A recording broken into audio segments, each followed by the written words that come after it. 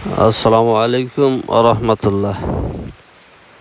আজকে শিহাবে আবি তালিব এর কাহিনী নিয়ে সংক্ষিপ্ত তথ্যবল কিছু আলোচনা করার চেষ্টা করব ইনশাআল্লাহ। আশা করি আপনারা উপকৃত হবেন। আমরা জানি আল্লাহ পাক রব্বুল আলামিন তার দিনকে প্রচার করার জন্য লক্ষাধিক পয়গম্বর আলাইহিস সালাম পৃথিবীতে প্রেরণ করেন।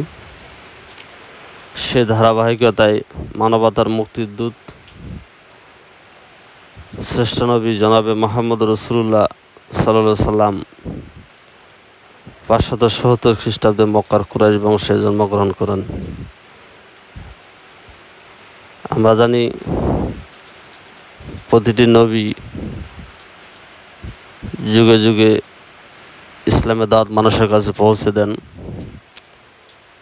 ইসলাম প্রচার প্রসার খুব সহজ সাধ্য ছিল না। এই দিনে দাওয়াত প্রচার করতে গিয়ে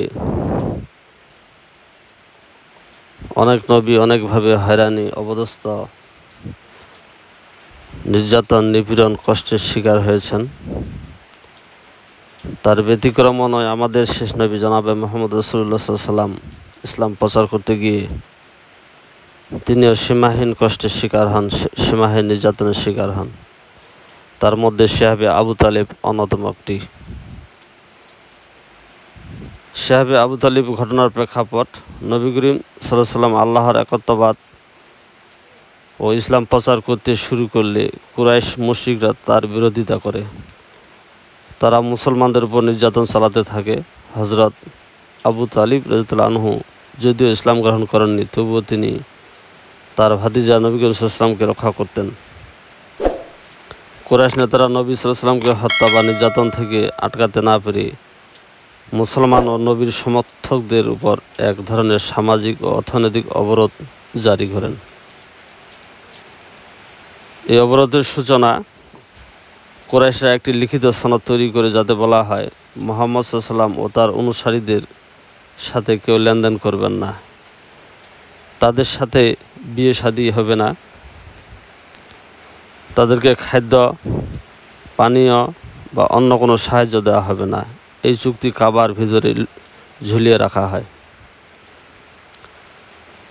শিহাবে আবি তালিব অবস্থান: রাসূল সাল্লাল্লাহু আলাইহি ওয়াসাল্লাম এই অবস্থায় মুসলমানরা ও নবী করিম সাল্লাল্লাহু আলাইহি ওয়াসাল্লামকে রক্ষা করা আবু তালিবের গোত্র বনি হাশেম ও বনি মুত্তালিব সবাই মিলে মক্কার বাইরে এক পাহাড়ি উপত্যকায় আশ্রয় নেন। সে উপত্যকাটি ছিল আবু তালিবের মালিকানাধীন, তাই এর নাম শিহাবে আবি তালিব বলা হয়। এই অবরোধ ছিল প্রায় 3 বছর, খ্রিস্টীয় শতাব্দী 617 থেকে 620 খ্রিস্টাব্দ পর্যন্ত। এই শিহাবে আবি তালিবে আল্লাহ রাসূল সাল্লাল্লাহু আলাইহি ওয়াসাল্লাম থাকাকালীন মুসলমানরা ভীষণ কষ্টের দিন কাটাতে থাকেন।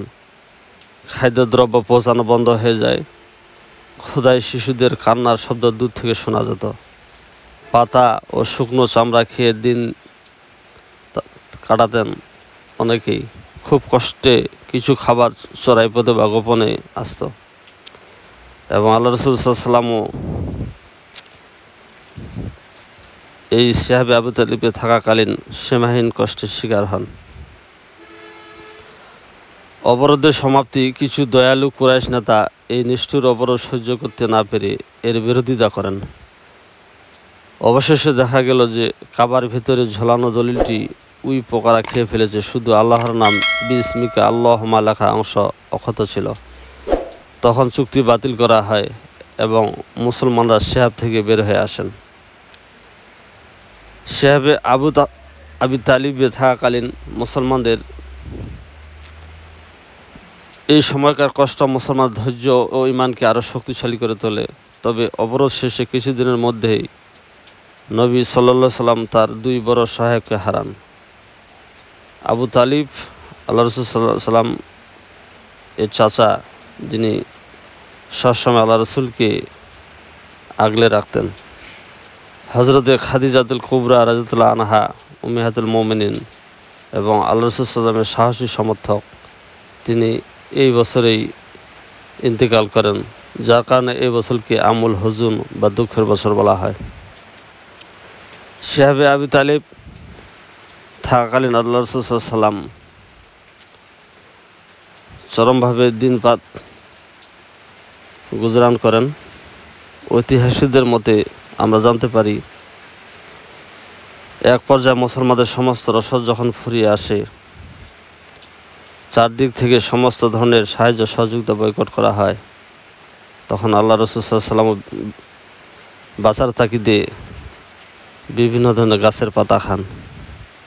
এভাবে চরম কষ্টে 3টি বৎসর আল্লাহ রাসূল সাল্লাল্লাহু আলাইহি ওয়াসাল্লাম সাহাবে আবু তালিবে কাটান, যেটি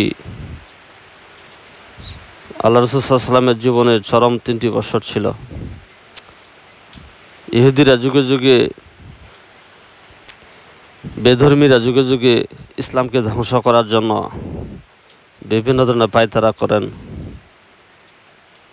যার ফলশ্রুতিতে আজকে আমরা এই রক্তমাখা ইসলাম পেয়েছি। যদিও আমরা মনে করি কালেমা পড়লে শুধু আমরা মুসলমান, ঈমান আনলেই শুধু মুসলমান, কিন্তু ইসলামের প্রকৃত অবস্থা আমরা অনেকেই জানি না। ইসলাম এত সহজে আমাদের কাছে আসেনি। সীমাহীন কষ্ট, সীমাহীন জ্বালা, সীমাহীন নির্যাতনের উপর দিয়ে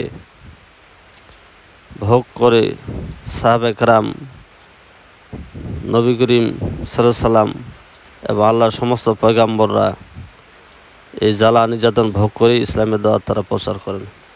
তার ফলশ্রুতিতে আজকে আমরা এই ইসলামের সুমহান মর্যাদা, ইসলামের সুমহান আলোতে আমরা লাভ করি। আল্লাহ রাসূল সাল্লাল্লাহু আলাইহি সাল্লামের জীবনের সাহাবে আবু তালিব 3টি বছর খুব কষ্টের বছর ছিল, যেটি প্রতিটি মুমিনের অন্তরকে ব্যথিত করে। একজন ইমানদার হিসেবে, একজন মুসলিম হিসেবে অবশ্যই ব্যথিত হওয়া স্বাভাবিক। পৃথিবীর শ্রেষ্ঠ মহামানব, যিনি জীবনে কখনো মিথ্যা কথা বলেননি,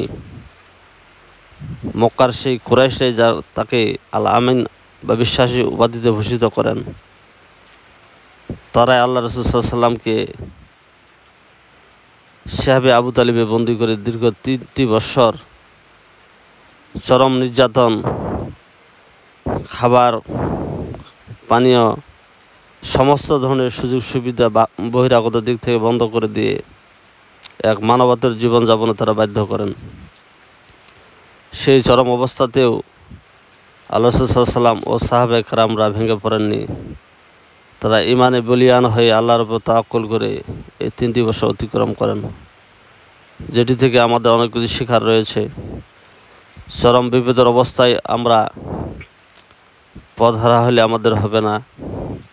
সর্ব অবস্থায়, সর্বহালতে, সুখে দুঃখে, বিপদে আল্লাহর উপর তাওয়াক্কুল রেখে ইমানের ঝান্ডা নিয়ে আমাদের সামনে এগিয়ে যাওয়া উচিত। এটি ইমানের বৈশিষ্ট্য, এটি একজন মুসলমানের বৈশিষ্ট্য হওয়া প্রয়োজন। আমরা জানি ইসলাম আমরা যত সহজেই মনে মুখে বলে থাকি, কিন্তু ইসলামের অতীত ইতিহাস স্মরণ করলে আমাদের সবারই গা শিহরে ওঠে। চরম এক পর্যায়ের উপর দিয়ে চরম এক কষ্টের জীবন অতিবাহিত করে সাহাবায়ে কেরাম আল্লাহ রাসূল সাল্লাল্লাহু আলাইহি সাল্লাম সে ইসলামের দাওয়াত আমাদের মাঝে পৌঁছান। এটি নিঃসন্দেহে মুসলমানদের জন্য এক কষ্টের, চরম দুর্ভোগ, চরম কষ্টের দিন ছিল। আমরা অবশ্যই আমাদের অন্তরে সাহাবে আবু তালিবের কথা স্মরণ থাকবে। একজন মুসলমান হিসাবে আল্লাহ রাসূল সাল্লাল্লাহু আলাইহি সাল্লাম এই 3টি বছর সাহাবে আবু তালিবে কাটানোর দিনগুলি আমাদের স্মৃতি, এগুলি আমাদের মুমিনের জন্য প্রেরণা। প্রতিটি মুসলমানের অন্তরের ভিতরে এটি চেতনা। চরম দুর্দিনেও নবী করিম সাল্লাল্লাহু আলাইহি সাল্লাম তার সহচররা তাকে ভুলে যাননি।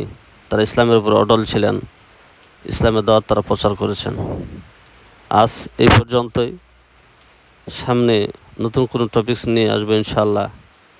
ততক্ষণ পর্যন্ত পাশে থাকবেন, সাপোর্ট করবেন। সবাইকে ধন্যবাদ। আল্লাহ হাফেজ।